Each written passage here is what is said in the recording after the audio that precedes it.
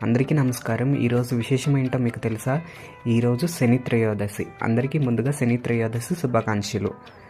అసలు శని త్రయోదశి గురించి మనం ఇప్పుడు తెలుసుకుందాం.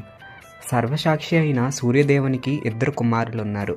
వారిలో యముడు వ్యక్తులు మరణించిన తర్వాత వారి కర్మఫలాన్ని బట్టి శిక్షిస్తే, శని మానవుడు బతికొండగానే సంచిత పాపాలను బట్టి దండన విధిస్తాడు. ఈ కారణంగా వ్యక్తుల సంచిత పాపభారం తగ్గిపోతుంది. ద్రోహం, వెన్నుపోటు, హింస, పాప మార్గాలు, అన్యాయ మార్గాలను అనుసరించే వారికి శనిదేవుడు మిక్కిలి అపాయకారి అని శాస్త్రాలు చెబుతున్నాయి. శని చెడు కార్యాల్లో నిమగ్నమైన వారిని పీడిస్తాడు. ఎంత దైవాంశ సంభూతులైన తప్పులు చేస్తే వారి కర్మల ఫలితాలను నిర్దేశిస్తాడు. సత్కార్యాలు చేసే వారికి మహోన్నతమైన భాగ్యాన్ని అనుగ్రహిస్తాడు.